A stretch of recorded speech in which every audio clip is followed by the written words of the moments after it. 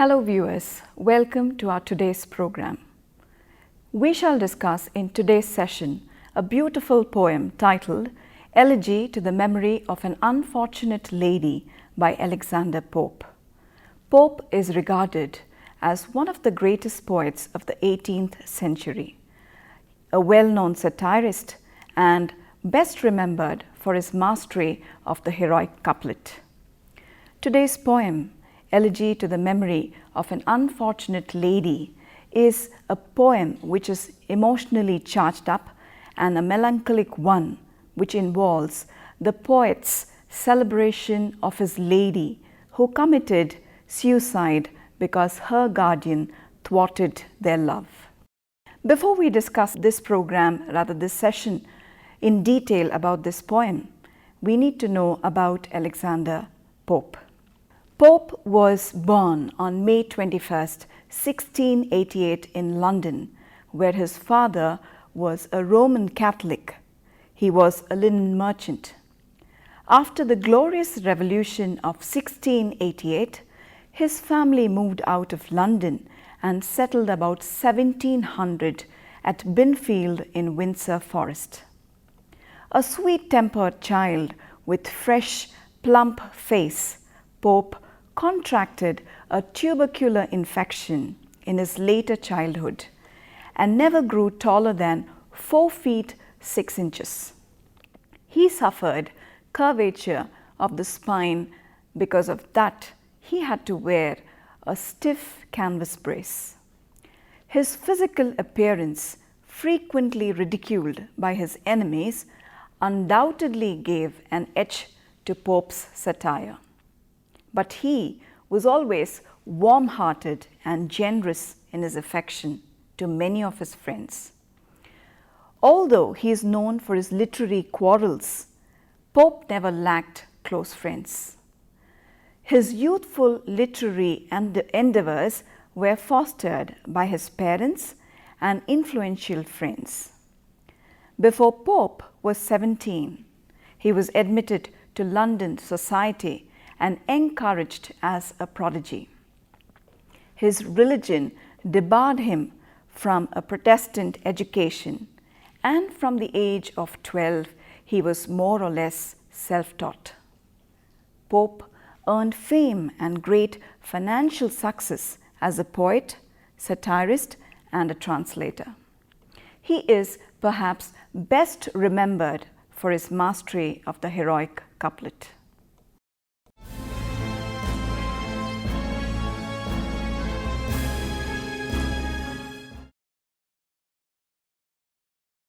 The 18th century in English literature has been called the Augustine Age, the Neoclassical Age, and the Age of Reason. The term the Augustine Age comes from the self-conscious imitation of the original Augustus writers, such as Virgil and Horace, by many of the writers of the period. Specifically, the Augustine Age was the period after the Restoration era to the death of Alexander Pope. The major writers of the age were Pope and John Dryden in poetry, and Jonathan Swift and Joseph Addison in prose.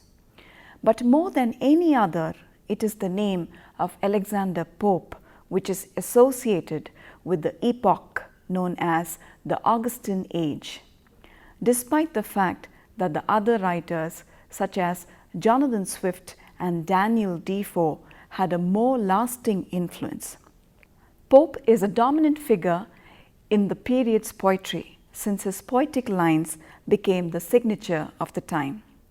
Dryden is mentioned 4 times in Pope's An Essay on Criticism, and he influenced Pope's work as both used heroic couplets. The literature of this period is conformed to Pope's aesthetic principles and could thus qualify as being Augustine, is distinguished by its striving for harmony and precision, its urbanity and its imitation of classical models such as Homer, Cicero, Virgil and Horace. Pope directly addressed the major religious, political and intellectual problems of his time, and he developed the heroic couplet beyond that of any previous poet. Pope presents difficulties to modern readers because his allusions are dense and his language at times is almost too strictly measured. However, his skill with rhyme and the technical aspects of poetry makes him one of the most accomplished poets of the English language.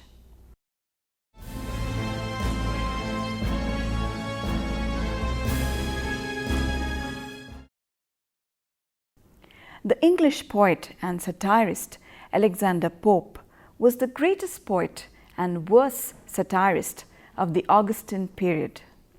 No other poet in the history of English literature has handled the heroic couplet with such comparable flexibility and brilliance.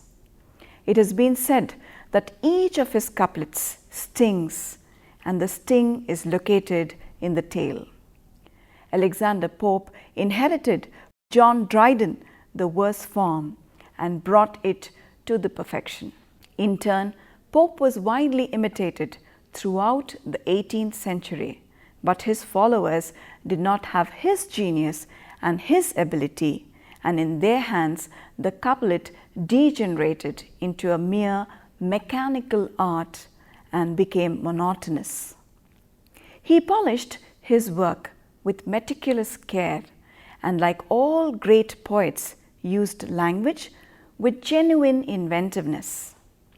His qualities of imagination are seen in the originality with which he handled traditional forms, in his satiric vision of contemporary world, and in his inspired use of classical models.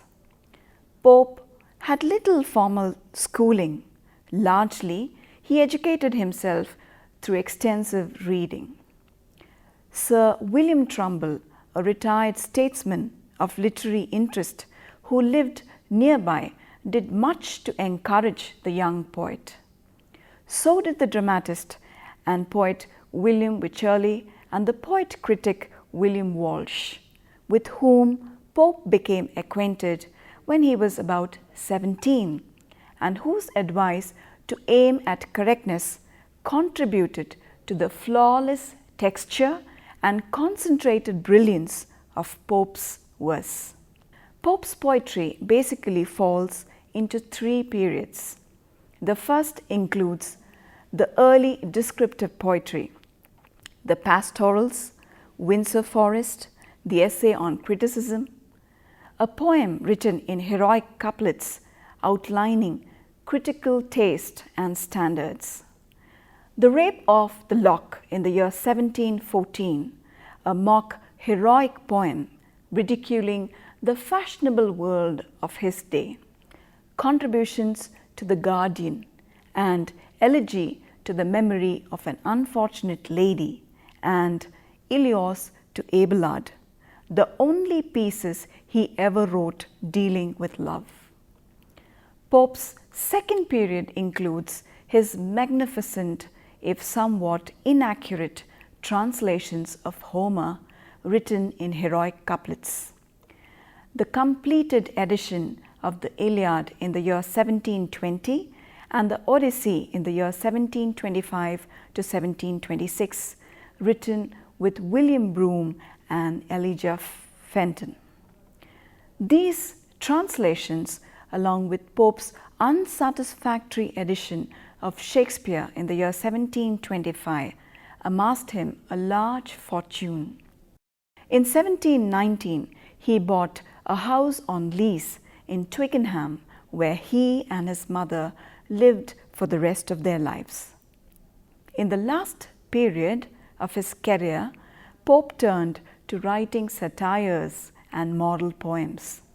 These include the Dunciad from 1728 to 1743, a scathing satire on dunces and literary hacks in which Pope viciously attacked his enemies, including Louis Theobald, the critic who had ridiculed Pope's edition of Shakespeare and the playwright Colley Cibber.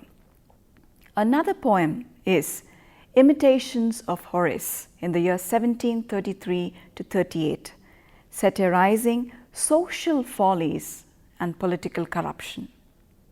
An essay on man, the year 1734, a poetic summary of current philosophical speculation, his most ambitious work, Moral Essays, and Epistle to Arbuthnot, a defense in poetry of his life and his work. The three poems in which Pope is emphatically the spokesman of his age are The Rape of the Lock, picturizing its frivolities, The Dunciad, unveiling its squalor, The Essay on Man, echoing its philosophy.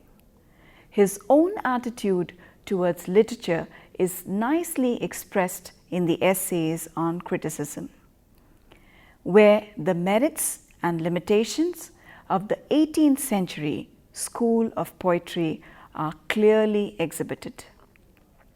Pope is a great satirist. The Rape of the Lock is Pope's first satire. It is a social satire as well as a mock epic. It is a mocking poem in which Pope mocks not only at the little unguarded follies of the fair sex, but at the artificial social life of the 18th century in London as a whole. The fashion, the artificiality, the vanity and frivolity of the age is exposed and ridiculed with the firm grasp of a master.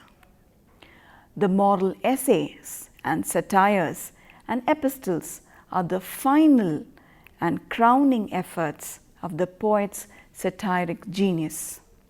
They contain his finest workmanship as satirist and will ever be read with more pleasure than the Dunciad. Pope's greatest works are satirical concerning the contemporary spirit. His Rape of the Lock gives an amusing castigation of social vices in a mock heroic spirit. His epistles are supremely satirical from the angle of vision, which is peculiar blend of critical amusement and fashioned interest. Satires during this period aimed to point out the shortcomings of society through ridiculing accepted standards of thought, exposing Britain's flaws and chastising the hypocrisy of the time. Enlightenment writers Alexander Pope and Jonathan Swift used different mediums of satire, different types of logic, and different targets of ridicule in order to shine a light on separate aspects of British society, providing much needed criticism of the profuse moral corruption of a society that sometimes seemed to forget the true ideals of its age.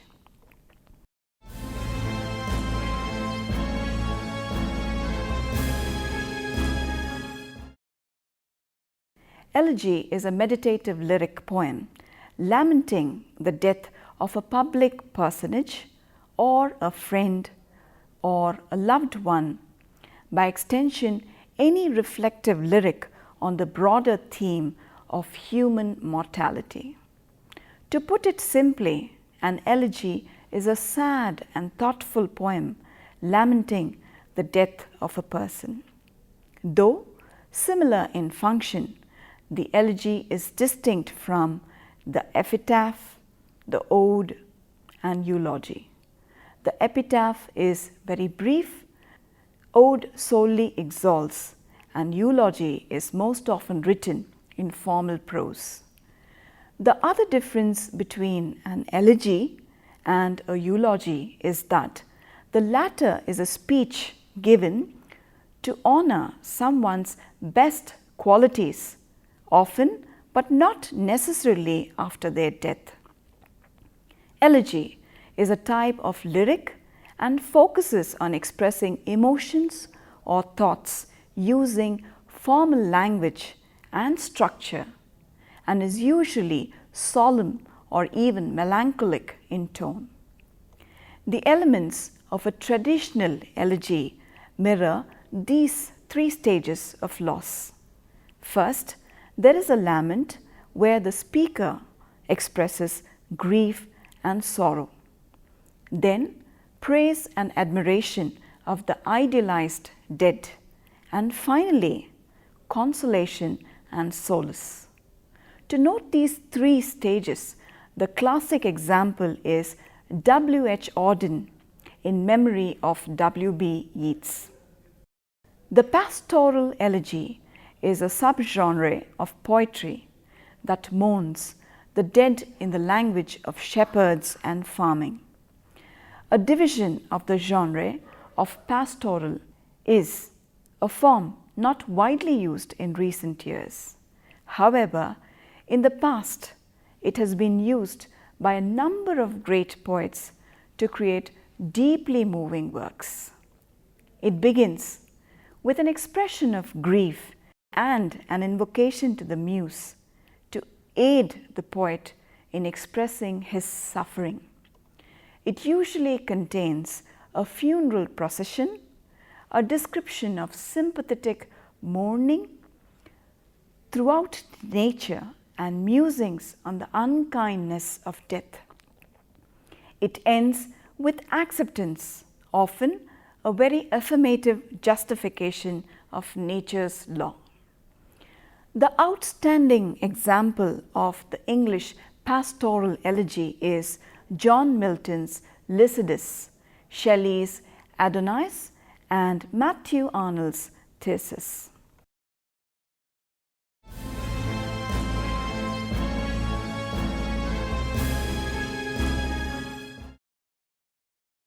Pope wrote elegy to the memory of an unfortunate lady in the year 1717. It was first published in his collected works, which came out in June of that year. The poem is Pope's attempt to demonstrate that he is a man of feeling by writing a heroic elegy in the style of Roman poets such as Ovid. The convention involves expressions of high and lofty sentiment in response to a brave or noble death. Pope's poem is about a young woman who took her own life, apparently because her uncle barred her liaison with the man of her choice. Elegy to the memory of an unfortunate lady is a melancholic, emotionally charged up poem of 82 lines involving a poet's celebration of his lady who committed suicide because her guardian thwarted their love. The elegy opens with a male poet who beholds his beloved's ghost with a sword piercing her bleeding heart. He addresses her until line 74.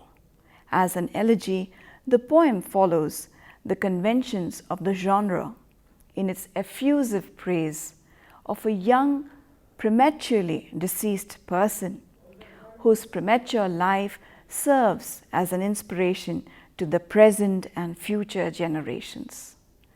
The difficulty with the poem is that none of the specific circumstances leading to the unnamed lady's death are described, so that the reader is left to assume crucial details of the poem. Thus, Alexander Pope, an 18th century English poet known for his satiric wit and insistence on the values of classicism like balance, symmetry, and restraint in literature, attained great readership, and the present poem is also one among his popular poems.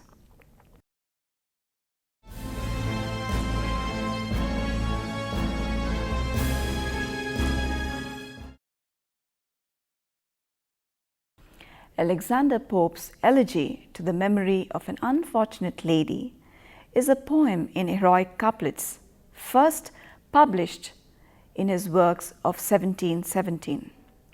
Though only 82 lines, it has become one of Pope's most celebrated pieces. The work begins with the poet asking what ghost beckons him onward with its bleeding bosom gourd. It is the spirit of an unnamed woman, the lady of the title, who acted a Roman's part, that is, committed suicide due to loving too well. The speaker eulogizes her sacrifice and then, for several lines, berates and curses her uncle, who is also her guardian, for being a mean deserter of his brother's blood and having no compassion on the lady. The lament of a lover after his beloved committed suicide. The lover praises her bravery in taking that extreme step after their love was rejected. Pope uses a great amount of warlike imagery to enhance his vision of the suicide described. He creates allies and enemies, weapons and invasions, as well as the gruesome death that only seems to come from war. These pieces add to the overall meaning of the work and the vision of the event that has occurred, giving the reader an image of a battle occurring. The first images of the war or battle are that of the victim of battle. Starting at line 4 and extending to line 10, Pope has used a great amount of imagery to depict the woman's wound and the fate upon which she has fallen. In line 4, he describes her wound in only 3 words, bleeding bosom gourd, but he elaborates her wound and describes how it was made. He imagines the knife or the dagger that she must have used to kill herself with as a sword, which is something that would typically be found in battle rather than in a case of suicide. The poet brings in the theory of the ancient Roman justice system for not just war but any crime. It is much greater and braver to die by your own sword than by any other. She kills herself for the simple fact that in her eyes she must be punished for loving someone too much. However, her death is the start of the real war between Pope and the society and the family that abandoned her. Pope criticizes her family and society for her death. In line 30, he states clearly his great dislike for the uncle who he labels as, "Thou mean deserter of thy brother's blood." This is an apparent line drawn between what Pope believed should have occurred and what did occur, creating the image of enemy and ally. It is even an echo of a challenge to the uncle on how to raise or treat his family. Pope condemns society in lines 48 and 49. He seems to be stating that society secluded her as much as her family did, and that no one seems to even care that this young woman is departed. He once again has drawn a line saying, "You are the enemy and I am the ally." Now that the sides have been chosen, the battle can be looked at much more closely. Not only is the suicide a battle within the woman as to whether or not to commit it, but the language lends itself to shape yet another battle of morality. He speaks of justice, vengeance, and the besieging of your gates. in which case he is speaking to the family and society. These are the images that are common with battle rather than suicide. He also brings up the fact that foreign hands are what took care of the young woman's body once she died. This also seems to illuminate the image of the death of this lady on a foreign land. Pope captures this picture beautifully in lines 52 to 54 when he writes, "By foreign hands thy dying eyes were closed, by foreign hands thy decent limbs composed, by foreign hands thy humble grave adorned, by strangers honored and by strangers mourned." These lines portray the pathetic plight of the soldiers who died in the battle during the Civil War. They were not buried by their family and friends, but rather buried in mass graves or where they lie, if buried at all. They were mourned and honored by strangers rather than their loved ones. Pope also brings up the fact that she has no tombstone making her grave, nor polished marble emulate thy face. There is no marking of the grave, but rather just the grass to cover. He even brings in this image when he writes, "And the green turf lies lightly on thy breast." He gives her the image of a fallen soldier when he proclaims in lines 70 to 71, "What once had beauty, titles, wealth and fame, how loved, how honored once, avails thee not, to whom related or by whom begot, a heap of dust alone remains of thee. 'Tis all thou art, and all the proud shall be." These lines create a strong image of a soldier who has been killed. The woman was fighting for love and died in a battle. On the whole, the war imagery employed using heroic couplet brings a very pithy impact in the poem. By creating the scene of battle, Pope enhances the poetic platform on which he vehemently condemns the opposite side. He uses the imagery to describe the victim of war, the way death and battle are in war, and the opposing sides of this war, and why they are battling, creating a new view of the woman's suicide and her as a soldier for love. The concluding lines contain the speaker's application of this lesson of mortality to himself.